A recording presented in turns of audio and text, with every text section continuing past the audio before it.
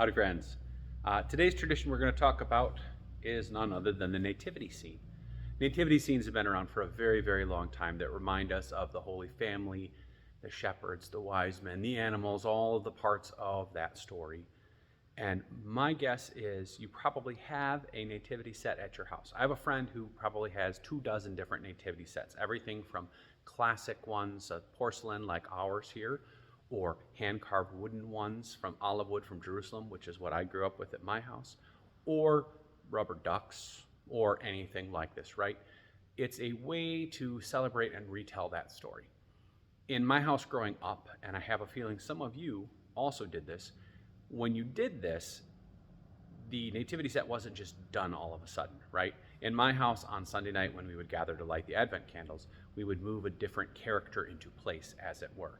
The same thing in the church I grew up with. Every Sunday, someone would read the Advent candle liturgy, and then one of the kids, whether that in that family or in the group, would be the one to bring whatever it was. First went the animals into the stable in the first week, and in the second week, then you'd get Mary and Joseph, and then you'd add shepherds. And in the tradition I grew up in my church growing up, the wise men did not come till Epiphany, so they weren't there. There were no camels. There were no gifts or anything like that, because that happens later in the story, and likely they weren't all there at the same time anyway. But the Advent set, the Advent scene is one of those things that remind us, that retell the story. So we can look at the different characters and think about, oh, what did the angel do in the story? Okay, what did the animals do? If you know that song, The Friendly Beasts, that tell about how each animal gave a gift to Christ. What were the shepherds doing? What were Mary and Joseph doing? What did it look like? What might have it felt like? What might have it smelled like?